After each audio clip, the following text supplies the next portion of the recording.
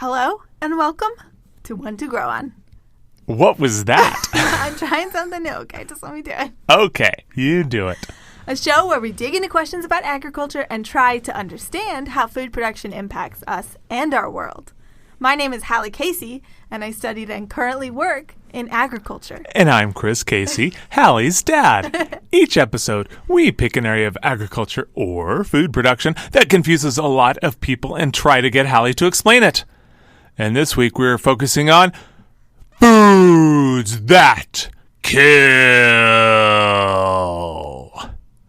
What a beautiful delivery.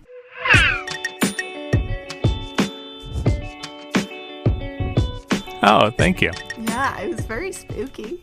Thank you. It looks like I peeked, and it probably sounds a lot spookier over the monitor than it will on the recording, but hey, whatever. Today is our Halloween special. Yes, it is. And I'm very excited to talk about all of these good foods that may or may not kill you. I mean, if they kill you, are they still good? I guess we can answer that question. Or since they're plants, can you ascribe an inherent goodness or badness to them? Now there's the real question. Ooh. Let's get all philosophical on this. Now that's spooky. Is it? All right, so what's up first? Rhubarb. Now wait a minute. Yeah. You made me one of the best pies I've ever had with rhubarb in it. You did mention in the last episode. Yes. Did you try to kill me? No. You never heard of rhubarb being poisonous? I think I've heard of maybe like the leaves being poisonous or something. Yeah, I don't know. That's what people say, is that like the leaves are poisonous, but the stems are not. That's what people say. That's what people say. That's a Taylor Swift song. Don't you know? I mean, okay, so the premise of this episode is going through foods that people say can kill you and deciding whether or not they can or cannot kill you. I see. Okay. All right. So people say it can kill you. I don't really care what people say. I know other people care what other people say. I don't care what other people say. What does it actually do? Does it actually kill you? So the leaves are kind of poisonous. Really? Yeah. So I read this great Nat Geo article that said, does rhubarb deserve its killer reputation? Oh, so like maybe don't put the leaves in your salad. So rhubarb has oxalic acid, which is named for oxalis, which is a very cute little wood sorrel that you see oftentimes mixed in with lawn grass and stuff like that. Oxalic acid is also called oxalate. That is the compound that can be problematic. Okay. But, I mean, it does have oxalic acid, it's true, but like also spinach and Swiss chard and like peanuts and chocolate and tea also have oxalic acid, and spinach has more oxalic acid than rhubarb leaves. Really? Yeah. So definitely one man did die from eating too much rhubarb and getting oxalic acid poisoning. Okay. How much rhubarb did he eat? It seems like he ate a lot of rhubarb. Yeah. Yeah. So in World War I, it was like promoted because it's a very, very hardy plant. It's pretty easy to grow in a lot of the U.S. And, you know, we were dealing with less food than usual. So they were encouraging people to start eating rhubarb and growing rhubarb and selling it and all this stuff. And so there was at least one person who did die from eating too many rhubarb leaves. However, that it doesn't seem very common. It seems like if you grow rhubarb in your garden, you can actually eat the leaves in addition to the stalks. Oh, nice. So you can end up with kidney stones, though, and that's true for every leafy green that has oxalic acid, including spinach. If you eat like a bunch of it, it can lead to kidney stones. And that's just not fun. It's not. All right. So our superfoods, we determine whether or not they are cape-worthy. Sure. So these foods, they are what? Executioner mask-worthy, I guess. Which this one sounds like not. Not a threat, yeah. I found one quote that said you had to eat 5+ pounds of rhubarb leaves in one sitting to get ill from it, which seems like you would get ill before that, but... I mean, that would, if you bought the mixed greens, that's like $8 at Costco, but that's a giant box of salad that you gotta eat. It's all rhubarb. It's not mixed greens. It's all in one sitting. Oh, man. All right. Rhubarb, excellent pie. Yes. Not a threat. Great for the stems. You could probably eat the leaves and be fine. Watch out for kidney stones. Watch out. That's pretty scary. What's next? Potatoes. because we make them into French fries and get heart disease? An angle which we will not be exploring today, but does have some legitimacy. Okay. No, we're going to be talking about potato leaves and green potatoes. Green potatoes? Yes. What do you know about that? Like, what is your, like, knowledge as being someone who does cook for, like, what happens if the potato turns green? I've never seen a potato turn green. I've seen it get all kind of gushy and gross. What about, like, when it starts to sprout, it'll start to turn green on the inside? Oh, yeah, sure. I mean, if it sits too long in one place, especially in the dark, yeah, it'll grow little sprouts, little leaves, whatever. You just pull those off, throw that away, then cook the potato, and it's fine. I would not recommend anyone doing that thing. Really? Yes. Tell me about that. So potatoes are in the nightshade family. Wait, like the potato, or like the tomato? Yes, like the tomato. Yes. Look at me remembering things. Like tomatoes and chilies and eggplants and all kinds of stuff like that. If you're in the nightshade family, generally you have solanine, which is a very helpful plant chemical that helps deter pests. However, if humans ingest too much solanine, you can actually get solanine poisoning and end up with vomiting and diarrhea. So this often happens if folks cook up and eat bad potatoes that have gone green, because that greenness is meaning that it has chlorophyll. And if a potato has chlorophyll, then it also has solanine. So potato leaves are also very high in solanine. And this is actually like there was a Smithsonian Magazine article entitled "Horrific Tales of Potatoes That Caused Mass Sickness and Even Death." Wow. I know, it sounds like a Victorian novel or something. It really does. It's ridiculous. I would not do this thing. Do not eat the potato that is green. Okay. Interesting. You know what else causes lots of vomiting and diarrhea probably is eating too many French fries. Okay. Deep fried. Again, an area that we will not be exploring. Wow. Okay. I had no idea. So maybe you could give it a little mask, a little evil mask. Yeah. I mean, like, you can die if you eat a bunch of green potatoes. You got to eat a lot of potatoes. You got to be probably already kind of sick. But there are definitely stories of this happening back a while ago before this was a thing that people were cautioned against. I actually thought they were healthier if they had the stuff growing, but I guess not. Nope. All right. No. Watch do out. not do this thing. Danger tater. It's a danger tater. All right. What's next? Danger tater. Danger tater. Okay. Next, we have the cashew. My personal favorite nut. Really? Yep. I feel like that's uncommon. Love it. All almonds for me, all the way. Almonds are great. Love almonds. Love an almond. But I also like to get a big box of cashews and snack on them. But not if they're going to kill me. So this one, I didn't hear as much. Like when I was Googling around to see, like, you know, what people thought about what would kill you. This was like lower on the list, but I definitely did see it crop up. And honestly, I thought that this was poisonous. Not poisonous. Spoiler alert right now, it is not poisonous. What it is, so the cashew nut is actually a part of the larger fruit, which is called the cashew apple. Doesn't really look like an apple, but that's what they call it. It's in the family Anacardiaceae, which is the same family that poison ivy is in. So if you're handling cashew apples, oftentimes you can get contact dermatitis. Hang on. Yeah. I'm trying to keep up. Okay. Am I going too fast? What's a cashew apple? A cashew apple is like the larger fruit that the cashew resides within. Okay, so you have to crack the cashew apple to get the cashew out. Yes, and that's all like hand harvested. And they like take out the cashews and then they crack open the cashew nut and discard the like outer husk. And then they have the cashew nut that they then sort by hand. So if you handle the cashew apple too much, that can poison you, or do you have to eat it? No, so the cashew apple, like the outside of it, can often give people contact dermatitis. Like, oh, wow. Poison ivy doesn't give everyone hives, right? Okay. So it does me. Right, yeah. But there's definitely like some people who just don't have that allergic reaction. So, yeah, there are some people who can handle a cashew apple and be fine, but most people wear gloves and long sleeves. Okay. So watch out if you're allergic. Watch out for the apple. Probably not really mask-worthy, but maybe a dangerous henchman. Yeah, I mean, the nut's fine. Like, the nut's fine unless you're allergic to it, obviously, but It's the apple that's really going to get you. Definitely will not stop eating. Okay, next one is the kidney bean. Oh, come on. What? Kidney bean? You never heard of kidney bean being dangerous? No, it's a bean. Beans are like cheap and healthy. Good source of fiber and half a protein. True.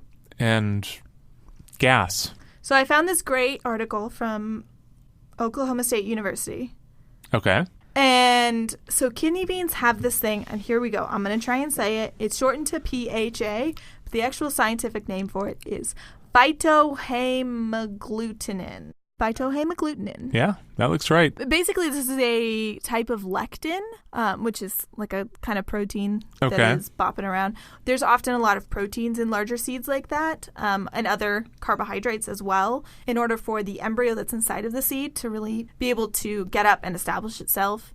They basically treat it as a food reservoir for that young embryo. But for us, we eat it. That's why beans are so yummy and delicious, and many other seeds are as well. But this particular lectin, that PHA, can in fact cause vomiting and diarrhea. Wow. Do you have to just eat a lot of it, or? No, honestly, like, it can happen. This is kind of a nasty boy. It's a little bit of a nasty. I mean, it's not really a threat. Like, you're not going to die. Okay. Bit of a nasty boy, though. So be sure to soak any kidney beans for like 5 hours before you cook them if you're cooking them from dry beans. Okay. But if you're buying like canned beans, you're fine. You're good to go. Cool. Yeah. All right. So not mask-worthy, but again, maybe an angry boy. henchman. A nasty boy. Kind of like an annoying cousin or something. That's the real spook here. There you go. I have no segue. Let's take a break. You always try segues. I know. You come up with such good and beautiful segues. They're too expensive. I've never ridden one.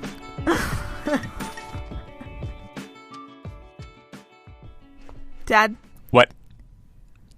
October is a very exciting month because of the spooky bats and other good spooky things. Spooky ghosts. Yeah. Spooky mummies. I freaking love Halloween. Spooky werewolves. Spooky vampires. But it's an exciting month for another reason. Do you know what reason that is? Because why? Because we have a merch pre-order. We have a merch pre-order. It's very exciting. We have a store on our website that says merch. You can click on it and you can pre-order the merch. We only have one thing. It's a Way Cool sticker. Way Cool sticker. It's a beautiful sticker. It says keep on growing. Oh my God. Jinx. I jinxed you first. That's not how it works. Okay. You jinxed me. Great. You jinxed me the day you were born. It's fine. Oh, rude! Whoa. Wow! Wow, that was so rude. Totally rude. But worth it. But you know what else is worth it? The sticker. It's $3. You can pre-order it.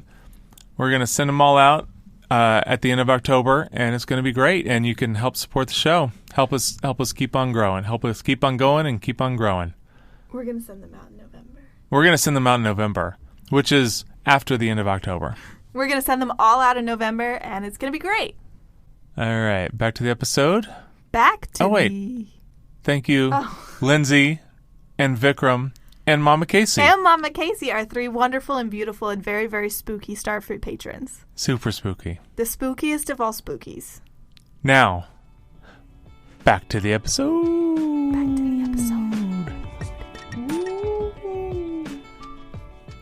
Well, that was a pretty spooky mid-roll. Very spooky. So, Dad, do you have a nature fact for us? I do.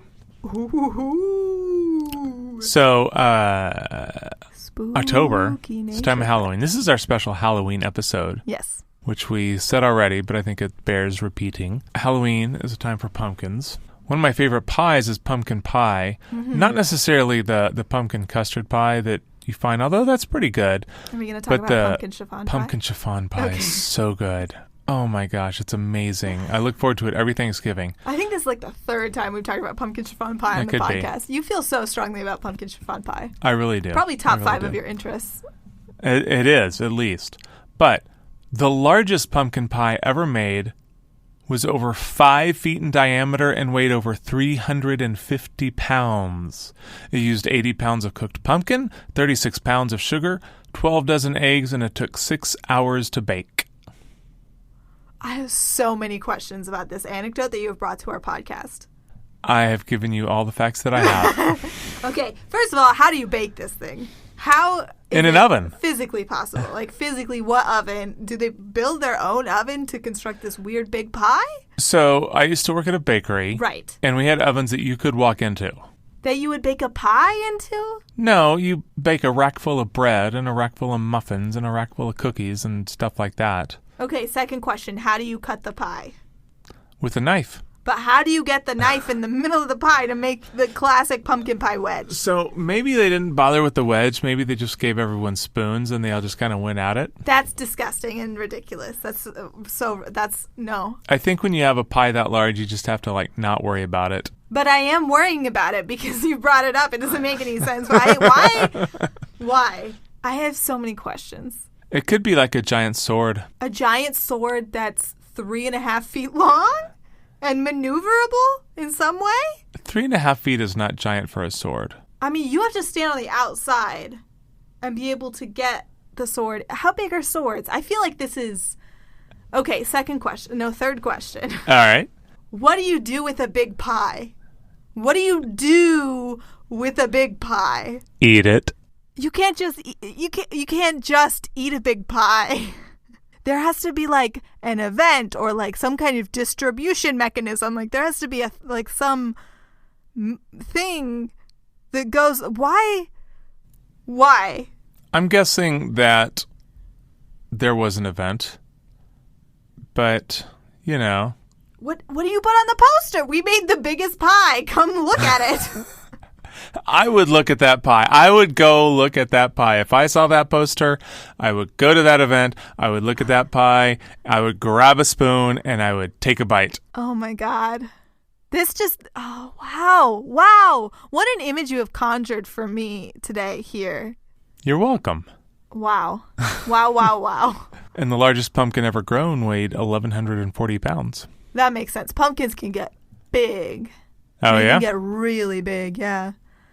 Well, apparently so can pumpkin pie. You ready for your next food? What's next? Your next spooky food is nutmeg. Okay, nutmeg is an essential ingredient in pumpkin chiffon pie. And maybe regular pumpkin pie too, but I don't care about that. So, how does it kill you? So, it can kill you, but the real thing about nutmeg is that it can get you pretty high. And I want to clarify right now, here in this moment, do not do this thing because it is bad and very dangerous. Do not do this thing. Wow, okay. So nutmeg is a spice, right? It is a nut. The spice comes from the nut. We get spice from lots of different things. Sometimes the bark of a tree, sometimes leaves. This one is from a nut. All right. Inside of nutmeg, there is a compound called myristicin. And myristicin, which is the thing inside of nutmeg, can cause hallucination, nausea, dizziness, sluggishness. Kids sometimes get high on it. You have to eat about 2 tablespoons in order to really start feeling symptoms. Yeah. That's not a lot. And it doesn't sound like a good feeling. It doesn't sound good in any way. I didn't read any anecdotal information on nutmeg and what that experience is like. I did read a New York Times article that had some information about how dangerous it is. It's not safe. Don't do this thing. Sometimes teens will do this and hospitalizations can occur. Sometimes even death. Don't do this thing. Do not do this thing. Wow. I had no idea. Yeah, not a great idea. It'll get you really, really sick. Yeah, and it has the potential if you ingest it enough, much like every other substance on the whole planet. It does have the potential to be lethally dangerous, but probably not a threat, especially not in pumpkin pie. Very good. Wow, okay. Today I learned. Okay, cherry pits, peach pits, apple seeds, and almonds. This one I feel like I kind of knew. Okay, tell me what you know about this. So, I know that cyanide smells like almonds. Okay. And I know that people say you shouldn't eat fruit pits. Okay. And that's what I know. Okay. Cool. Do you know anything about the relationship between peaches, cherries, apples, almonds? So these are called stone fruits, are they not? Yes. Or Yes. even apples, even though they're like tiny seeds? No, not really, not no. apples. Yeah. But the things with the pits are called stone fruits because a pit's kind of like a stone, I guess, whatever. Yes. All right. But also apples. I have no idea beyond. They all have vitamin C? I mean, probably. I don't know. They're all rosids. Oh. Yeah, so they're all in the rose family. I had no idea. Yes. Okay. I do kind of remember us talking about an apple being a rose, I think, in another episode, but I had no idea about these other fruits, and I didn't remember about the Yeah, apple. it's like a lot of our fresh fruits are in the rose family. Okay, so are roses poisonous?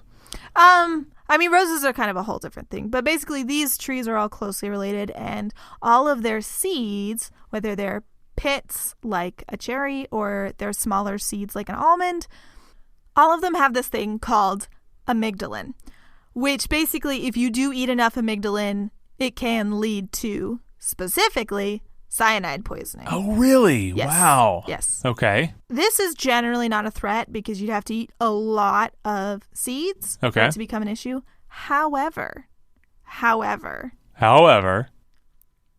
apricot pits currently today are dried and sold like a nut Okay. as like a snack food and like a superfood and like a fake cancer treatment, and it's bad and it's not good, and it does make people very sick. That sounds like some nonsense. Yes. And also apricots, like between the different fruits that I listed, some of them have different amounts of amygdalin, and apricots have some of the highest amounts of amygdalin of all of the other fruits in the family. Wow, that's not good. Don't buy apricot pits, people. Yeah, it's very bad. The CBC reported that a Canadian man was treated for cyanide poisoning from this. He'd eaten like 40 of these apricot pits that had been marketed.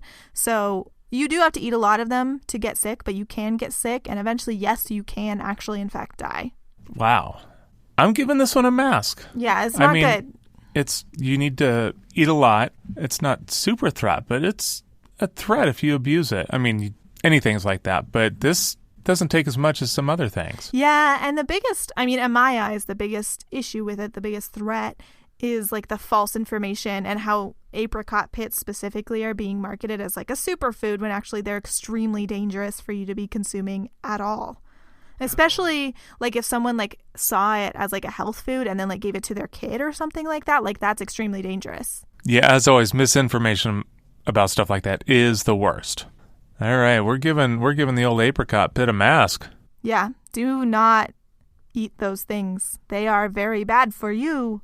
So, my friend the watermelon seed. Yes, so watermelon seeds is next. Okay. What do you know about, have you ever heard of watermelon seed being bad for you in any way? I remember a Sesame Street episode Okay. in which Big Bird ate some seeds, and they might have been apple seeds, but I think they were watermelon seeds. And when he found out that seeds were what plants grew from, he got terrified that one was going to grow inside of his stomach. Uh-huh. And then Gordon, of course, calmed him down because, there was no sunlight or other things to make the seed grow. Mm-hmm. And that's about all I've ever heard of as far as, seeds being dangerous. Yeah. So that's often, like, honestly, that's like what a lot of people think of. I tried to find the source of this weird myth. I couldn't, but like adults still to this day will Google, like, can a watermelon seed actually grow in your stomach? Because parents tell this to their kids. What? Yeah. That's insane. Yeah. I mean, if your parent tells it to you and then you grow up and no one tells you, like, hey, that's not true, right? Like, I don't know. There was an adult lying to you. And this is why Sesame Street should stay on PBS. Yes, 100%. This podcast is in full support of Sesame Street from now until the end of time. But yeah, no, it can't grow in your stomach at all in any way. There's not a seed that will grow in your stomach, and that's just a fact, not a threat. But interesting fact that I did learn while researching this, you can roast watermelon seeds, like the black ones that they say not to eat. You can eat them and they're fine for you and they're not bad for you. Mm-hmm. But you can also like save them and roast them, and you can also squeeze them and get watermelon seed oil. Ooh. Yeah. I bet that's fine. I mean, maybe it's good. I don't know. I like a good seed oil. I like a good seed oil, but it sounds like a lot of work. I bet. Oh, yeah. Yeah, can confirm a lot of work. But you can also roast them and like put some like delicious pepper on them, salt and pepper, put them in the oven like you would a pumpkin seed or something like that. Man, Parents are jerks. What are you going to do? What are you going to do? Dumb parents. So, cinnamon. Okay, so our last food is cinnamon. Also delicious. Also a necessary ingredient in pumpkin pie. Very true. A good spooky food. Yep. So I found I did not ever think about cinnamon as being one of those foods that can kill you. When I was Googling around about this, did find a lot of stuff about telling people to not do the cinnamon challenge. Don't do the cinnamon challenge. It's not a good thing to do. But also, separate from that, there is another thing that has the potential to kill you with cinnamon, and it's this thing called coumarin, which is a compound found in cinnamon.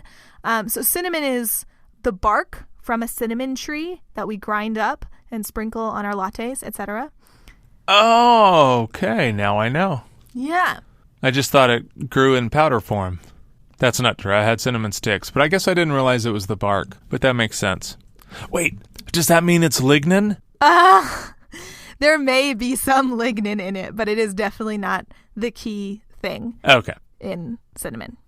So this compound called coumarin, and I don't know if I'm saying that compound right. I think I am. Basically, it is regulated in a lot of places. In the EU specifically, they have regulations on how much coumarin you can include in any kind of food because it can damage your liver and your kidney. There is some toxicity. It's not very extreme, but they do regulate how much can be in certain foods. In 2013, according to an NPR article, a bunch of Danishes, like the pastries in Europe, were tested. Not the people. Well, those are Danes. Got it. A bunch of Danishes in Europe were tested and found to have too much of this coumarin because specifically of the cinnamon.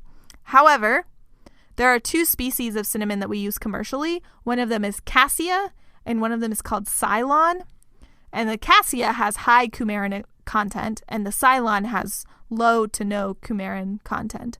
So here in the U.S., we use almost exclusively Ceylon cinnamon, so we have nothing to worry about.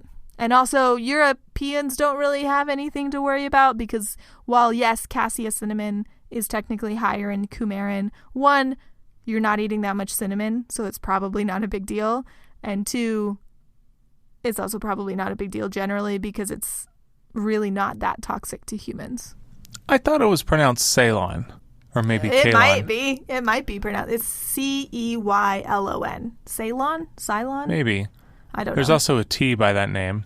A Cylon is a robot on Battlestar Galactica. What do you mean a T by that name? A T. Like, Darjeeling, oh my God. Earl Grey. I was Ceylon looking at tea. the document with my notes, looking like there's not a T next to that word.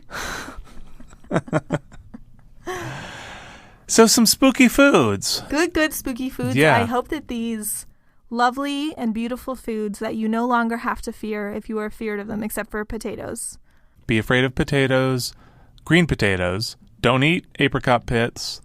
Don't eat 5 pounds of rhubarb salad. Yes. I hope that you can carry these lovely and good fall foods that are, in general, not life-threatening with you into the spooky, spooky season of Halloween and the very yummy, delicious season of the high holidays. And happy Halloween, everybody. Have a good time. And teens, you know what? You are not too old to trick or treat. Happy Halloween! Till next time, everybody. Thanks for listening to this episode of One to Grow On. This show is hosted by me, Hallie Casey, and Chris Casey. It is produced by Catherine RJ and Hallie Casey. Our music is Something Elated by Broke for Free. Connect with us on Twitter, Instagram, and Facebook at onetogrowonpod. You can find all of our episodes as well as more information about the show and the team on our website, onetogrowonpod.com. Join our community and learn more about each episode at patreon.com/onetogrowonpod. There you can get access to audio extras, fascinating follow-ups, and even custom art created just for you. If you like the show, please share it with your friends. Sharing is the best way to help us reach more ears. Be sure to check out the next episode in 2 weeks. But until then, keep on growing. Bye, everybody.